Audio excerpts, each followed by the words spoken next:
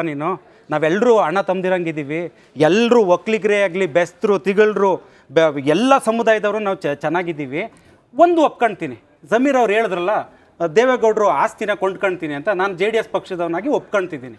ಖಂಡಿತವಾಗ್ಲೂ ಇವತ್ತು ಜಮೀರ್ ಅವರು, ಸನ್ಮಾನ್ಯ ಜಮೀರ್ ಅವರು ಮಾಡಿರೋ ಅಷ್ಟು ಹಣದಲ್ಲಿ ಕೊಂಡ್ಕೋಬೋದು. ಆದರೆ ಪೂಜ್ಯ ದೇವೇಗೌಡರು ಕೊಟ್ಟಂಥ ಕೊಡುಗೆಗಳು, ಅವರು ಕೊಟ್ಟಂಥ ಸಂಪಾದಿಸಿದಂಥ ಜನರು, ಕುಮಾರಣ್ಣವರು ನಾಡಿಗೆ ಕೊಟ್ಟಂಥ ಕೊಡುಗೆಗಳು, ಜನರನ್ನ ನೀವು ಕೊಂಡ್ಕೊಳ್ತೀರಾ ಸನ್ಮಾನ್ಯ ಜಮೀರ್ ಅಹಮದ್ ಅವರೇ? ಆಗಲ್ಲ. ನೀವು ಏನೋ, ನಾನು ಅವಾಗಲೂ ಹೇಳ್ತಿದ್ದೀನಿ, ಸಿಳ್ಳೆ ಚಪ್ಪಾಳೆ ಹೊಡಿತಾರೆ ಅಂತ ಹೇಳಿ ನಿಮ್ಮಂಥ ಜನಪ್ರತಿನಿಧಿಗಳು ಬಾಯಿಗೆ ಬಂದಾಗೆ ಚುನಾವಣಾ ಭರಾಟೆನಲ್ಲಿ ಮಾತಾಡೋದಿದೆಯಲ್ಲ, ನಿಮಗೂ ಅನಿಸಿರುತ್ತೆ ವೈಯಕ್ತಿಕವಾಗಿ ನಾನೇನಕ್ಕಾದ್ರೂ ತಪ್ಪು ಮಾಡಿಬಿಟ್ಟೆ, ಎಂಥರ್ಗೂ ಒಂದು ಪಶ್ಚಾತ್ತಾಪ ಅನ್ನೋದು ಇರುತ್ತೆ. ನೀವು ಮಾತಾಡಿ ನೆಕ್ಸ್ಟ್ ನಿಮ್ಮ ವಾಹನದಲ್ಲಿ ಕೂತ್ಕೊಂಡಿರ್ತೀರಲ್ಲ ಮಾನ್ಯ ಜಮೀರ್ ಅಹಮದ್ ಖಾನ್ ಅವರೇ, ನಿಮಗೂ ಬೇಜಾರಾಗಿರುತ್ತೆ. ಹೌದು, ನೀವು ಒಂದು ಕಾಲದಲ್ಲಿ ನೀವೆಲ್ಲರೂ ಗೆಳೆಯರು, ನೀವು ನಿಮ್ಮ ಒಂದು ಪರ್ಸ್ನಲ್ ಸ್ಪೇಸಲ್ಲಿ ನೀವು ಮಾತಾಡ್ಕೊಳ್ಳಿ. ಹಾಗನ್ಬಿಟ್ಟು ನೀವು ಪಬ್ಲಿಕ್ ಸ್ಪೇಸಲ್ಲಿ ಬಂದು ಭಾಷಣ ಮಾಡಬೇಕಾದ್ರೆ ಅದು ಹೇಳೋಂಥದ್ದು ಜನರಿಗೆ ಮುಜುಗರಕ್ಕೆ ಒಳಗಾಗ್ತಾರೆ. ಯಾಕಂದ್ರೆ ನಾವೆಲ್ಲ ಒಂದೇ, ಯಾರಾದ್ರೂ ಅಮೆರಿಕದಿಂದ ಬಂದಿದ್ದೀವಿ ನಾವು. ಆಯ್ತು, everything is fair in love, war and politics ಅಂತಾರೆ, ಅದರಲ್ಲೂ ಎಲೆಕ್ಟೋರಲ್ ಪಾಲಿಸಿ. ನಿಮಗೆ ಚುನಾವಣೆ ಸಂದರ್ಭದಲ್ಲಿ ನಿಮ್ಮ ಸಮುದಾಯದ ವೋಟ್ ಬೇಕು, ಅವರನ್ನ ನೀವು ಸರಿದಾರಿಗೆ ತರೋ ಪ್ರಯತ್ನ. ಈಗ ನಟರಾಜ್ ಗೌಡ್ರು ಹೇಳ್ದಂಗೆ ಏನೋ ಕುರಾನ್ ಮೇಲೆ ಆಣೆ ಮಾಡಿ ದುಡ್ಡಿಸ್ಕೊಂಡು ವೋಟ್ ಹಾಕ್ಬೇಡ್ರಪ್ಪ, ನೀವು ಯಾವಾಗ್ಲೂ ಕೂಡ ಕಾಂಗ್ರೆಸ್ನ ಪರವಾಗಿರ್ಬೇಕು. ಜಮೀರ್ ಅವ್ರ ಇಂಟೆನ್ಷನ್ ತಪ್ಪಾ? ಮೇಡಮ್, ನಾನು ಅವಾಗಲೇ ಆರಂಭದಲ್ಲಿ ಹೇಳದ್ನಲ್ಲ, ಕಾಂಗ್ರೆಸ್ ಅವರು ಬೆಳಗ್ಗೆಯಿಂದ ಸಂಜೆವರೆಗೂ ಊಟ ತಿಂಡಿ ಕಾಫಿ ನೀರು ಏನು ಕುಡಿದೆ ಊರುಗಳನ್ನ ಸುತ್ತಾಡ್ಕೊಂಡು ಅವರು ತಂದಿರೋಂಥ ವಾಹನನು ವಾಪಸ್ ಕಳಿಸಿ ನಾವು ಪಾದಯಾತ್ರೆ ಮೂಲಕ ಬೆಂಗಳೂರಿಗೆ ಬರ್ತಿದ್ದೀವಿ ಅಂತ ಕಾಂಗ್ರೆಸ್ ಅವರು ಮಾಡ್ತಿದ್ದಾರೆ.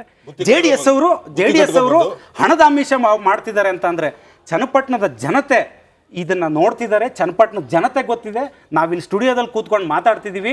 ಚನ್ನಪಟ್ಟಣದ ಜನತೆಗೆ ರಿಯಾಲಿಟಿ ಗೊತ್ತಿದೆ, ಎಲ್ಲಿಂದ ಯಾವ ಹಣ. ಸ್ಮಿತ್ ಅವರೇ, ನಿಮ್ಗೆ ಇನ್ನೊಂದು ಕಟು ಸತ್ಯ ಹೇಳ್ತೀನಿ.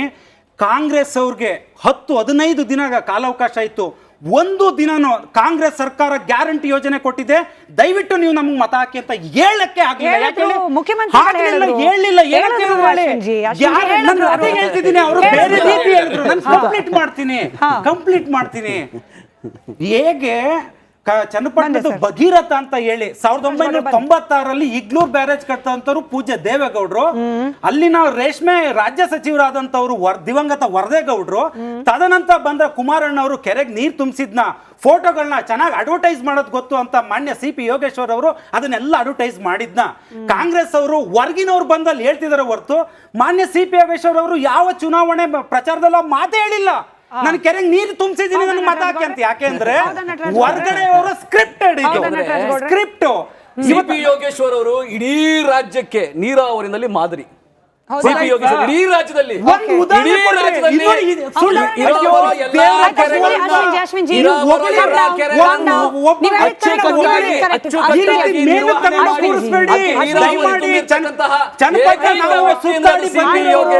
ಉದಾಹರಣೆ ಅಂತ ಸರ್ ಕೊಟ್ಬಿಡಿ.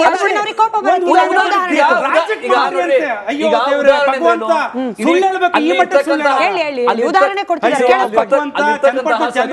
200 ಕೆರೆಗಳಿಗೂ ಕೂಡ CP ಯೋಗೇಶ್ವರೇ ನೀರು ತುಂಬಿಸಿರೋದು. ಅವರೇ ಪ್ರಥಮ ವ್ಯಕ್ತಿ ಶಾಸಕರಾಗಿ ಇವನ್ ಬಂದ ನಂತರ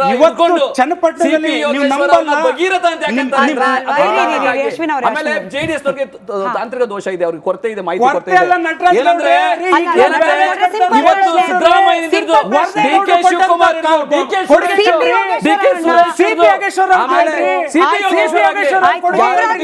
ಬಗ್ಗೆ ಚರ್ಚೆ ಮಾಡ್ತಾರೆ. JDS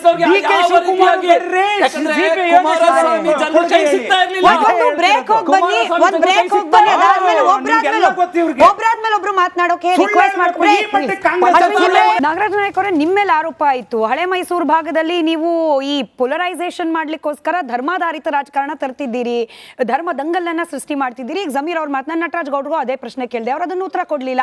ಬಹುಶಃ ನಿಮ್ ಉತ್ತರ ಆದ್ಮೇಲೆ ಹೇಳ್ಬೋದು ನೀವು ಅವ್ರು ಮಾಡ್ತಿರೋದು ಏನು ಅಂತ. ಮೇಡಮ್, ಧರ್ಮಾಧಾರಿತವಾಗಿ BJP ಏನು ಗಲಭೆ ಎಬ್ಬಿಸ್ತದೆ ಅಂತ ಒಂದು ಮಾತುಗಳನ್ನ ಹೇಳ್ತಿರಲ್ಲ, ಯಾವ ಆಧಾರದಲ್ಲಿ ಹೇಳ್ತಾರಂತ ನನಗೆ ಅರ್ಥ ಆಗೋದಿಲ್ಲ. ಈಗ ನೋಡ್ರಿ, ರೈತರ ಭೂಮಿಗಳಿಗೆ ವಕ್ಫ್ ಬೋರ್ಡ್ನಿಂದ ಎಂಟ್ರಿ ಮಾಡಿರೋದಕ್ಕೆ ಜನರನ್ನ ಕೆರಳಿಸಿರೋದು ಇದು ಧರ್ಮಾಧಾರಿತ BJP ಶುರು ಮಾಡಿದ್ದ, ಕಾಂಗ್ರೆಸ್ ಶುರು ಮಾಡಿದ್ದ? ನೋಡ್ರಿ, ಜಮೀರ್ನಂತ ಒಂದು ಸ್ಯಾಂಪಲ್ ಪೀಸ್ ಉಳಿದು ಬಿಟ್ರೆ ಕಾಂಗ್ರೆಸ್ ಪಕ್ಷಕ್ಕೆ ಮತ್ತೆ ಇನ್ನೇನು ಬೇಡ. ಯಾಕೆ ಗೊತ್ತಾ? ಹೇಳ್ಬಿಡ್ತೀನಿ ಕೇಳಿ. ಸುಮ್ಮನೆ ಇದ್ದಂಥ ಶಾಂತವಾಗಿರುವಂಥ ಈ ನಮ್ಮ ಕರ್ನಾಟಕದಲ್ಲಿ ವಕ್ಫ್ ಬೋರ್ಡ್ ಮೂಲಕ ಕಾಲಮ್ ನಂಬರ್ 11ನಲ್ಲಿ ಎಂಟ್ರಿ ತಂದ್ರು. ಮೊನ್ನೆ ಹೈಕೋರ್ಟ್ ಯಾವ್ದ್ರಲ್ಲೂ ತೀರ್ಮಾನ ಕೊಟ್ಟಾಗ ಇದು ರಾಜಕೀಯ ತೀರ್ಮಾನ ಅಂತ ಹೇಳಿದ್ರು. ಇವತ್ತು ಗವರ್ನರ್ ಅವರು ಅದಕ್ಕೆ ಅನುಮತಿ ಕೊಟ್ಟಿದ್ದಾರೆ. ಇವತ್ತು ನೋಡಿ ಎಲೆಕ್ಷನ್ ನಡೀತಾ ಇದೆ. ಎಲೆಕ್ಷನ್ ನಡೆಯುವಂಥ ಸಂದರ್ಭದಲ್ಲಿ ಎಷ್ಟು ಜಾಗರೂಕತೆಯಿಂದ ಇರಬೇಕು ಮೇಡಮ್. ಒಂದು ಮಾತನ್ನ ಜಮೀರ್ ಅವರು ಕಾಂಗ್ರೆಸ್ನವರು ಕೇಳ್ಕೋಬೇಕು. ಏನು ಮಾತಾಡಬೇಕು ಅನ್ನೋದಕ್ಕಿಂತ ಏನು ಮಾತಾಡಬಾರದು ಅನ್ನೋದು ಬಹಳ ಮುಖ್ಯ ಜೀವನದಲ್ಲಿ.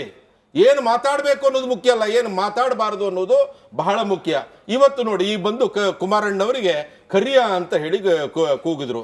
ನಾನು ಹೇಳ್ತಾ ಇದ್ದೀನಿ, ಇಂಥ ಒಬ್ಬರು ಇದ್ದು ಬಿಟ್ರೆ, ಇಂಥ ಅಣಿಮುತ್ತುಗಳನ್ನ ಉದುರಿಸುವಂತ ಒಬ್ಬ ನಾಯಕರಿದ್ರೆ, ಹಾಗಾಗಿ ಜಮೀರ್ ಅವರಿಗೆ ಕಾಂಗ್ರೆಸ್ನವರಿಗೆ ಕಾಂಗ್ರ್ಯಾಚುಲೇಷನ್ ಅಲ್ಲಲ್ಲ ಏನು ಕಂಜಾಚುಲೇಷನ್ ಹೇಳ್ತೀನಿ ನೋಡ್ರಿ.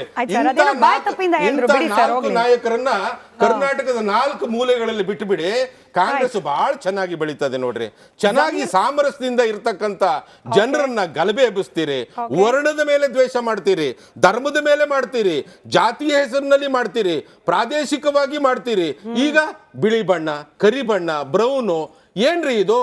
ಕೃಷ್ಣ ಅಂತ ಹೇಳುವ ಪುಣ್ಯಾತ್ಮ ನಮ್ಮ ಪರಮಾತ್ಮ ಇದ್ದಾರಲ್ಲ, ಕೃಷ್ಣನ ಬಣ್ಣವೂ ಸಹಿತ ಕರಿ ಬಣ್ಣ. ಆಕರ್ಷಣಂ ಕರೋತಿ ಇತಿ ಅಂತ ಹೇಳ್ತಾರೆ. ಕಪ್ಪು ಅಂತ ಹೇಳಿದ್ರೆ ಕೃಷ್ಣ ಅಂತ ಹೇಳಿದ್ರೆ ಕಪ್ಪು, ಆಕರ್ಷಣಂ ಕರೋತಿ ಇತಿ.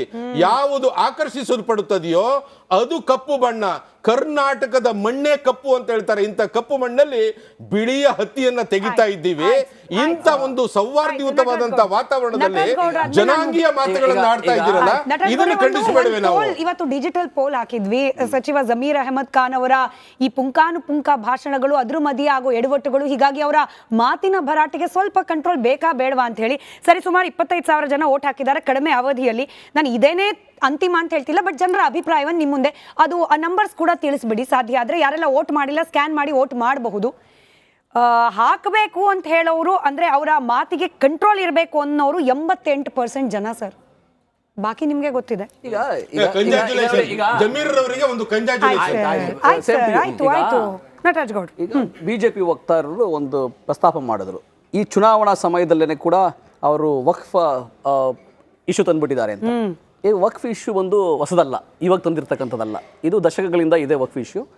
ಅದನ್ನು ಬೊಮ್ಮಾಯಿಯವರು ಕೂಡ ನೋಟಿಸ್ ಕೊಟ್ಟಿದ್ರು ರೈತರಿಗೆ, ಆಮೇಲೆ ಸದಾನಂದ ಗೌಡರು ಕೂಡ ನೋಟಿಸ್ ಕೊಟ್ಟಿದ್ರು, ಯಡಿಯೂರಪ್ಪನವರು ನೋಟಿಸ್ ಕೊಟ್ಟಿದ್ರು, ಕುಮಾರಸ್ವಾಮಿ ಅವರು ಮುಖ್ಯಮಂತ್ರಿ ಆಗಿದ್ದಲ್ಲೂ ಕೂಡ ನೋಟಿಸ್ ಕೊಟ್ಟಿದ್ರು.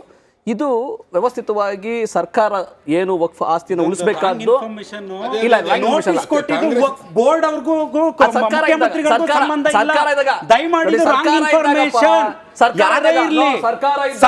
ಇಲ್ಲ.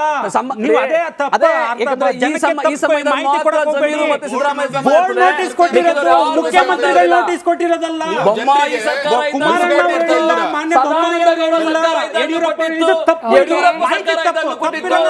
ಕುಮಾರಸ್ವಾಮಿ ಸರ್ಕಾರ ಕೊಟ್ಟಿತ್ತು. ಮಾಹಿತಿ ತಿಳ್ಕೊಂಡು